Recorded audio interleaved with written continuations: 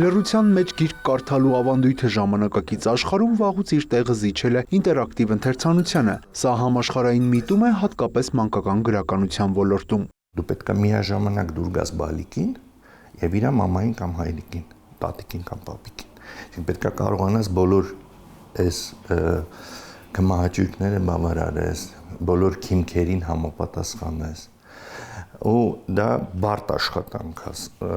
ահագին, բայց ամենակարևորը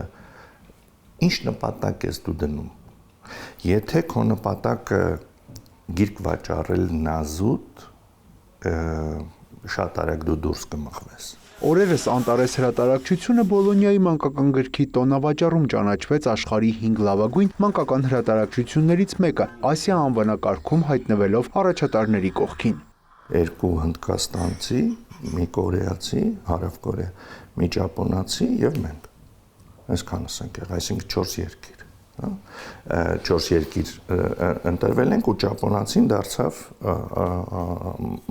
հաղթող։ Բայց մենք հավակնում ենք, որ մյուս տարի մենք ենք լինելու։ Իհարկե Հայաստանի դրոշը բարձրացել է այս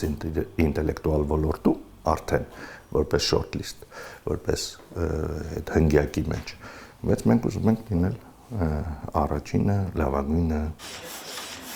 Հրատարակչության գլխավոր խմբագիր Արքմենիկ Նիկողոսյանը կարևորում է միջազգային հարթակներում ներկայանալն ու մրցակցության մեջ մտնելը, ինչը նաև լավ առիթ է համարում ցույց տալու հայաստանյան գրքի ուժն ու բովանդակությունը։ Սա գլոբալ ոչ միայն Անտարեսի հաղթանակն է աշխարհում ներկայանալու, Բոլոնիայում կոնկրետ, այլ նաև հայաստանյան գրքի, որտեղ ամենատարբեր առիթներով ես ասել եմ,